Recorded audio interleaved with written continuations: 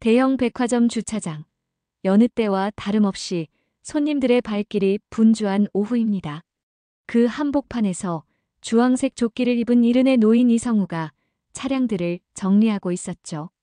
그의 굽은 등과 주름진 그러나 단단해 보이는 손은 묵묵히 자신의 일에 집중하고 있습니다. 성우는 손님들의 무례한 태도에도 표정 변화 없이 자신의 임무를 수행했어요. 어이, 저기 빨리 차 좀 치워요. 여기 오래 주차하면 안 된다고 몇 번이나 말해야 돼요? 한 젊은 점원이 불만 가득한 목소리로 외쳤지만 성우는 그저 조용히 고개를 숙여 인사할 뿐이었습니다. 이런 무시는 그에게 일상과도 같은 일이었죠. 할아버지, 거기 서 있지 말고 비켜주세요. 손님들이 지나가셔야 하니까요. 또 다른 직원의 말에 성우는 아무 말 없이 한 걸음 물러났어요. 그의 눈빛은 그저 담담했습니다. 깊은 주름 사이로 보이는 눈동자에는 어떤 반항도 불만도 없었죠. 다만 그 깊숙한 곳에는 누구도 알지 못하는 슬픔이 깃들어 있었습니다. 성우는 손수건으로 이마에 땀을 닦으며 하늘을 올려다봤어요. 초여름의 햇살이 뜨겁게 내리쬐는 오후, 그는 주차장 구석에 있는 작은 의자에 앉아 잠시 숨을 고르죠. 그의 손은 무의식적으로 공중에서 뭔가를 누르는 듯한 움직임을 보였습니다. 마치 보이지 않는 건반을 연주하는 것처럼요. 오늘도 평화롭네. 성우는 작게 중얼거리며 다시 자리에서 일어났습니다. 그에게 있어 이 단조로운 일상은 어쩌면 가장 안전한 도피처였는지도 모릅니다. 아무도 그를 주목하지 않고 아무도 그에게 기대하지 않는 이곳에서 성우는 자신의 과거를 조용히 묻고 살아가고 있었어요. 하지만 그가 묻으려 했던 진실이 곧 모두의 앞에 드러나게 될 줄은 그 누구도 예상하지 못했던 일이었죠. 다음 날 오전, 백화점 지하광장에 커다란 그랜드 피아노가 설치되었습니다. 검은 도장이 반짝이는 피아노는 지나가는 사람들의 시선을 단번에 사로잡았어요. 백화점 마케팅팀의 신선한 기획으로 평소에는 고객들이 자유롭게 연주할 수 있게 개방하고 주말마다 전문 연주자를 초청해 작은 공연을 열기로 했던 것이죠. 와, 정말 멋진 피아노네요. 누구든 연주해도 된대요. 시도해 볼래요? 지나가는 사람들의 호기심 어린 시선과 대화가 오갔습니다. 성우는 오전 근무를 마치고 퇴근길에 지하광장을 지나게 되었어요. 그리고 그 순간 그의 발걸음이 무의식적으로 멈췄습니다. 까만 피아노가 그의 시선을 사로잡았죠. 성우의 눈빛이 순간 달라졌습니다. 감추고 있던 무언가가 그의 눈에서 빛났어요. 그때였습니다. 한 외국인 남성이 바이올린 케이스를 들고 광장에 들어섰어요. 그는 유럽에서 온 유명 바이올리니스트로 한국 공연 중에 우연히 이 백화점에 들른 것이었습니다. 그가 피아노 옆에 서자 사람들이 몰려들었고 한 젊은 여성이 용기를 내어 피아노 앞에 앉았죠. 제가 조금 칠 줄 아는데 함께 연주해 볼까요? 바이올리니스트는 미소와 함께 고개를 끄덕였습니다. 그러나 연주가 시작되자 분위기가 달라졌어요. 피아노를 치는 여성의 실력은 취미 수준에 불과했고 프로페셔널한 바이올린 선율과 조화를 이루지 못했습니다. 어색한 화음과 엇나가는 리듬에 바이올리니스트의 표정이 점점 굳어갔죠. 결국 여성은 얼굴이 붉어져 중간에 연주를 멈추고 말았습니다. 죄송해요. 제 실력이 부족해서. 그녀는 부끄러움에 얼굴을 가리며 피아노 의자에서 일어났습니다. 바이올리니스트는 당황한 표정으로 주위를 둘러보았어요. 그때 그의 시선이 조용히 서 있던 성우와 마주쳤죠. 바이올리니스트의 시선이 성우의 손에 머물렀습니다. 굵고 단단한 그러나 섬세해 보이는 손가락. 음악가의 직감으로 그는 무언가를 느꼈습니다. 성우는 그 시선을 느끼고 고개를 돌려 자리를 떠나려 했어요. 하지만 바이올리니스트가 그에게 다가오는 것을 막을 수는 없었습니다. 실례합니다만 혹시 함께 연주해 주시겠어요? 그 말에 성우는 잠시 굳었습니다. 오랫동안 억눌러왔던 그의 과거가 문득 그를 흔들었죠. 설마 저 할아버지가 피아노를 치겠다고? 에이, 그냥 장난치는 거겠지. 주차 요원 아니었어? 백화점 직원들의 수군거림이 성우의 귓가에 들렸습니다. 그는 잠시 망설였어요. 오랜 세월 동안 단 한 번도 건반에 손을 얹지 않겠다고 스스로와 약속했던 시간이 주마등처럼 스쳐 지나갔죠. 하지만 바이올리니스트의 예의 바른 초대와 그의 눈에 담긴 진심 어린 기대가 성우의 마음을 흔들었습니다. 성우는 깊은 숨을 내쉬며 천천히 피아노 앞으로 걸어갔어요. 주변에서는 놀란 시선과 의아한 표정들이 그를 향했습니다. 그는 조심스럽게 피아노 의자에 앉았어요. 그의 손이 건반 위에 올라가자 마음속 깊은 곳에서 무언가가 꿈틀거렸습니다. 너무나 익숙하면서도 오랫동안 마주하지 않았던 감각이었죠. 어떤 곡을 연주할까요? 바이올리니스트가 물었습니다. 성우는 잠시 생각하더니 작은 목소리로 대답했어요. 브람스의 바이올린 소나타 3번은 어떨까요? 바이올리니스트의 눈이 놀라움으로 커졌습니다. 그 곡은 상당한 기교와 음악적 이해를 필요로 하는 고난도 레퍼토리였거든요. 그는 고개를 끄덕이며 바이올린을 턱에 고정했습니다. 성우는 건반 위에 손을 얹고 깊은 숨을 내쉬었어요. 그리고 첫음을 내기 시작했습니다. 처음에는 약간 굳었던 손가락이 점점 유연해졌죠. 마치 얼어붙었던 강물이 봄을 맞아 녹아내리듯 그의 손가락에서 아름다운 선율이 흘러나왔습니다. 바이올리니스트도 놀란 표정으로 연주에 합류했어요. 그들의 연주는 마치 오랫동안 함께 해온 듀오처럼 완벽한 호흡을 자랑했습니다. 성우의 손가락은 이제 건반 위를 자유롭게 누비고 다녔어요.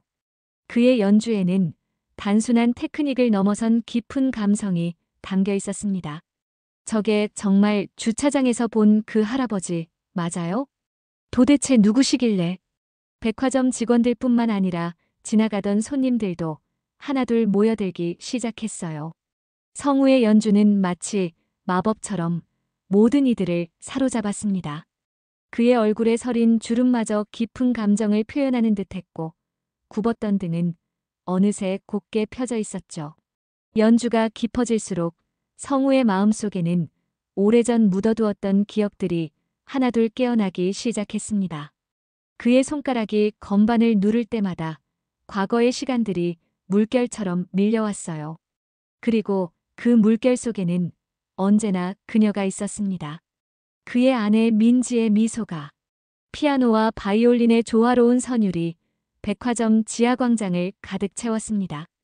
연주가 진행될수록 더 많은 사람들이 모여들었고 그들의 얼굴에는 경이로움이 가득했어요.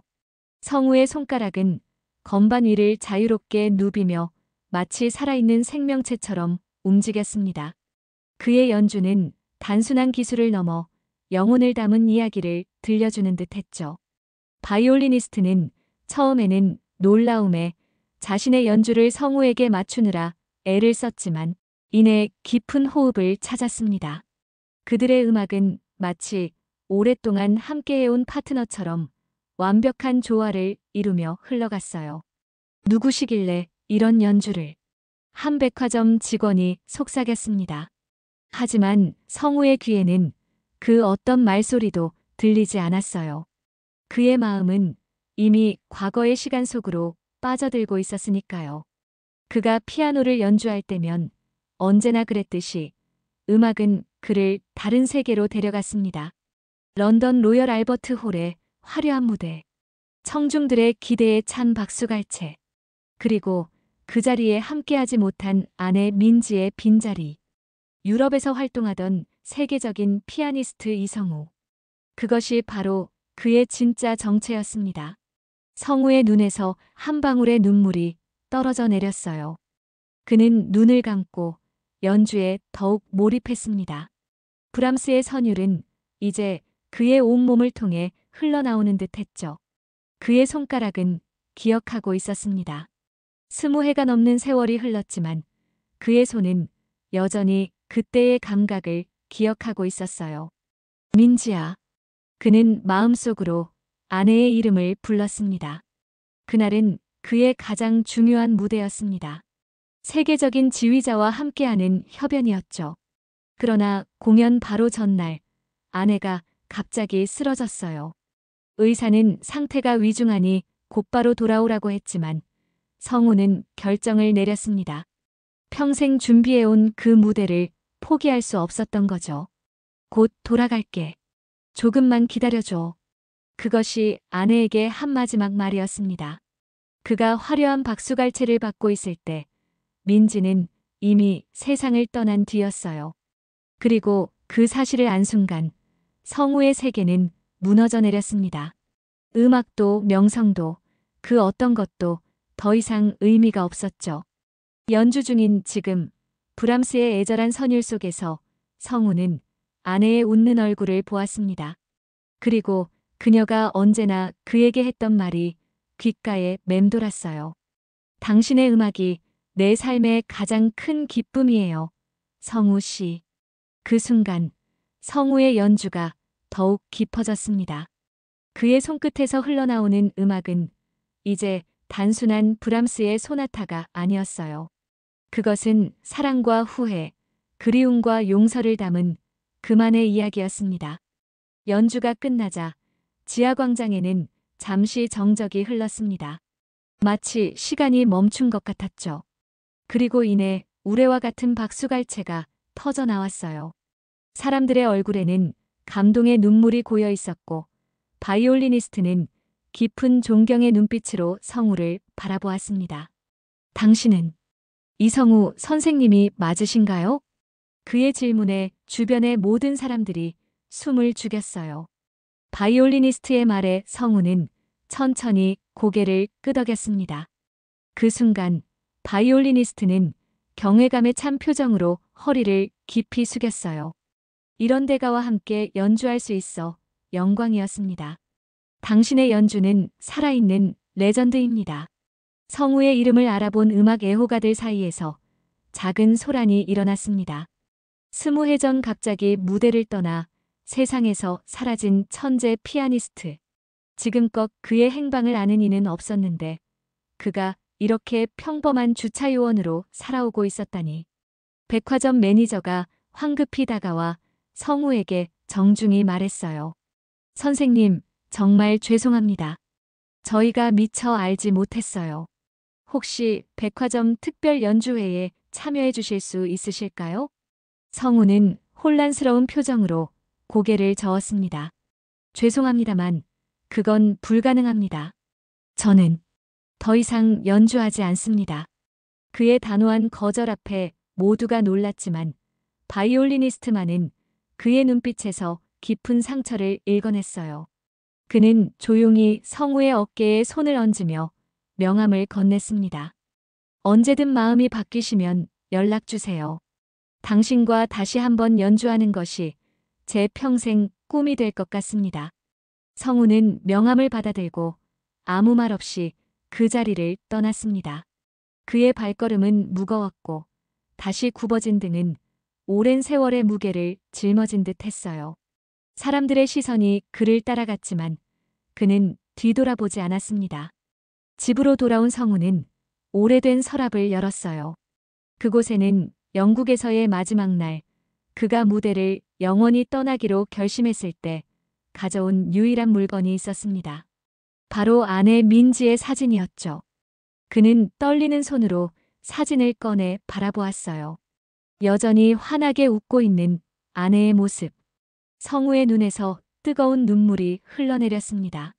미안해. 정말 미안해. 그날 밤 성우는 무수한 생각에 잠 못 이루었어요. 오랫동안 묻어두었던 기억들이 마치 봇물 터지듯 쏟아져 나왔습니다. 그리고 자신이 잊으려 했던 진실과 마주했죠. 그는 아내의 죽음을 원망하며 피아노를 떠난 것이 아니었습니다. 그는 자신을 원망했던 거예요. 아내 곁을 지키지 못했다는 자책감. 그것이 그를 음악에서 멀어지게 했던 진짜 이유였습니다. 하지만 오늘 다시 한번 피아노를 연주하며 성우는 깨달았어요. 아내 민지는 언제나 그의 음악을 가장 사랑했다는 것을. 그리고 그녀는 결코 그가 음악을 포기하길 바라지 않았을 것이라는 사실을요. 새벽녘 성우는 꿈에서 깨어났습니다. 꿈속에서 민지가 그에게 미소 지으며 말했어요. 당신의 음악이 멈추면 내 마음속에서도 당신이 사라지는 것 같아요. 성우는 침대에서 일어나 창가로 다가갔습니다. 동이 트기 시작하는 하늘을 바라보며 오랜 시간 그를 짓누르던 무게가 조금씩 가벼워지는 것을 느꼈어요. 바이올리니스트가 준 명함을 손에 쥐고 그는 깊은 생각에 잠겼습니다. 그날 오전 성우는 백화점 인사팀에 찾아갔어요. 예상치 못한 방문의 담당자는 놀란 기색을 감추지 못했습니다. 어제 일로 혼란스러우셨을 텐데 일찍 나오셨네요. 성우는 조용히 고개를 저었습니다. 사직서를 제출하러 왔습니다. 담당자는 당황한 표정으로 그를 바라봤어요. 혹시 어제 일 때문에 불편하셨다면 저희가. 아닙니다. 그냥 이제 다시 시작해야 할 것 같아서요. 사직서를 제출한 후 성우는 백화점 지하광장으로 발걸음을 옮겼습니다. 그곳에는 어제의 그 피아노가 여전히 놓여 있었어요. 아직 이른 시간이라 사람들의 발길이 뜸했지만 성우는 아랑곳하지 않고 피아노 앞에 앉았습니다. 그리고 조심스럽게 건반을 누르기 시작했어요. 처음에는 간단한 스케일로 손가락을 풀었습니다. 그러다 점차 복잡한 패시지로 넘어갔죠. 20회 동안 한 번도 연주하지 않았지만 그의 손가락은 놀랍도록 기억하고 있었습니다. 그것은 마치 자전거 타는 법을 잊지 않는 것과 같았어요. 연주에 몰입하던 성우는 문득 누군가의 시선을 느꼈습니다. 고개를 들어보니 어제 그를 무시했던 백화점 직원들이 멀리서 그를 바라보고 있었어요. 그들의 눈에는 이제 경외감과 부끄러움이 담겨 있었습니다. 오전 내내 성우는 피아노를 연습했습니다. 오랜 공백으로 인한 기술적 한계가 있었지만 그의 음악성만큼은 여전히 빛났죠.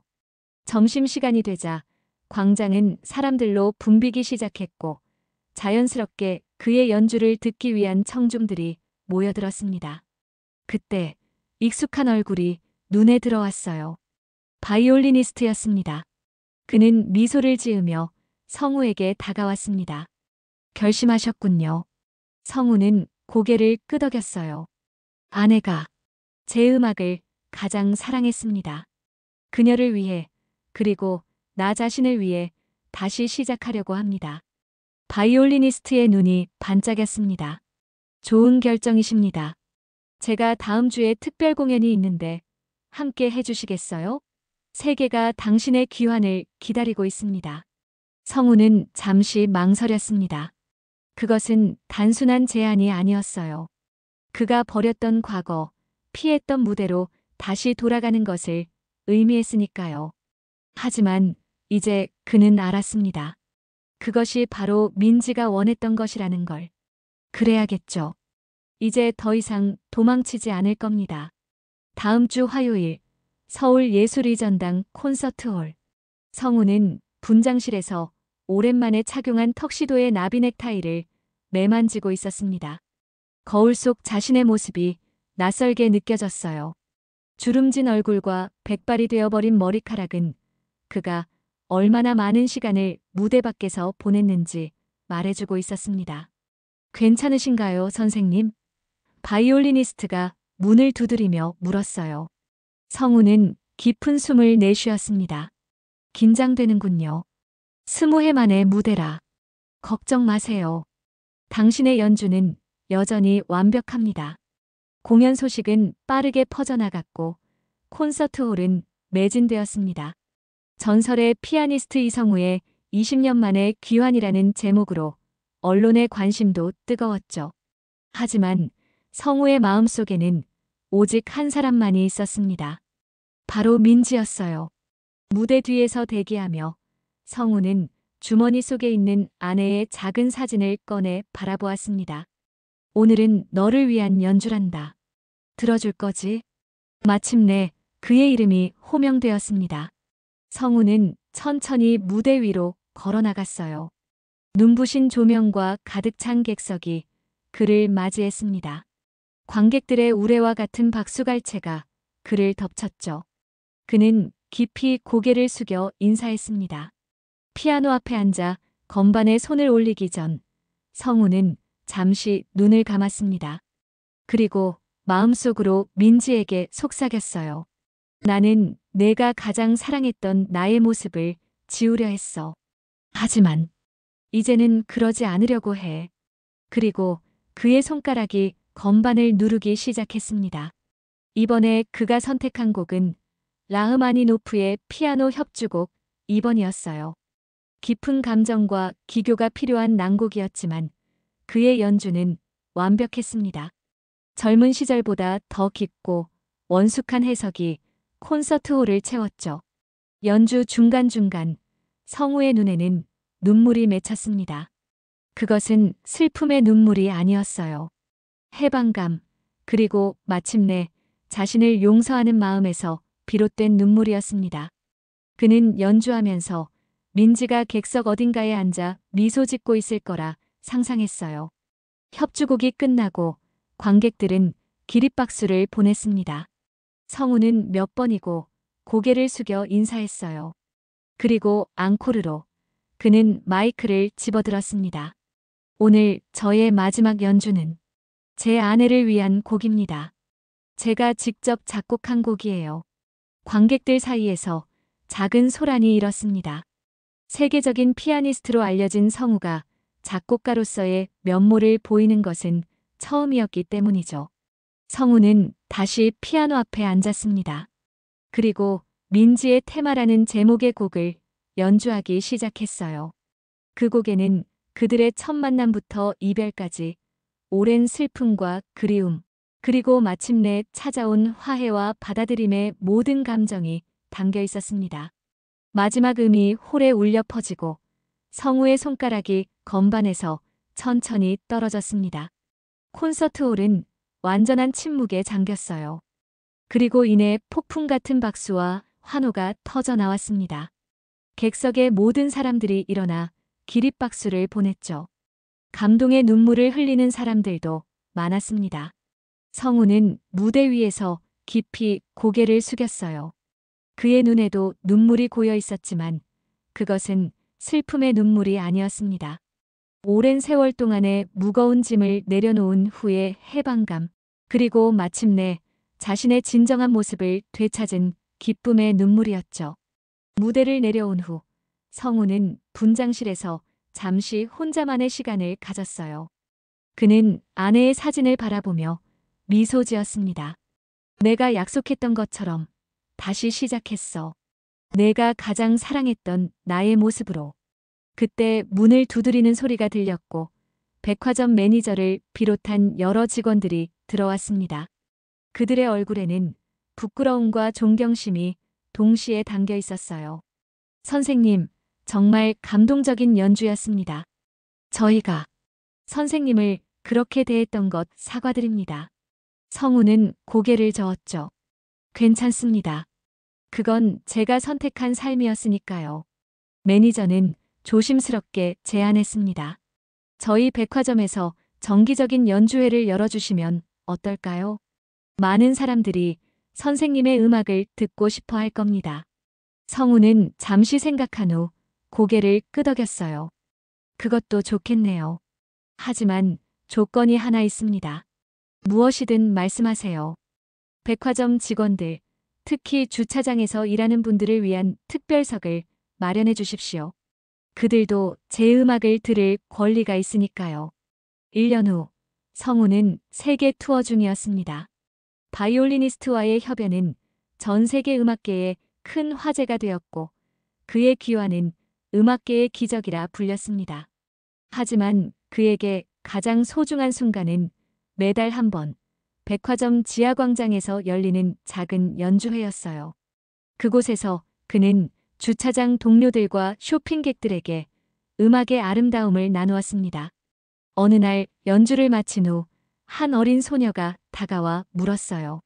할아버지, 왜 이렇게 슬픈 표정으로 피아노를 치세요? 성우는 미소를 지었습니다. 슬픈 게 아니란다.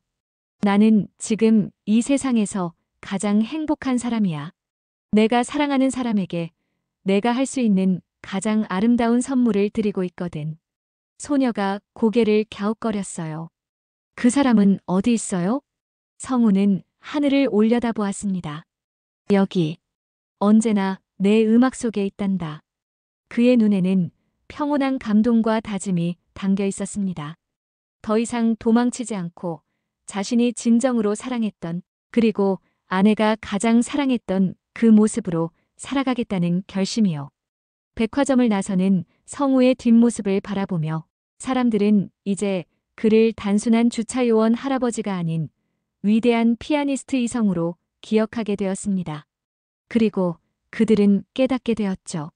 우리 주변에 평범해 보이는 사람들 속에도 놀라운 이야기와 재능이 숨어 있을 수 있다는, 그리고 진정한 사랑은 시간과 공간을 초월한다는 소중한 진실을요.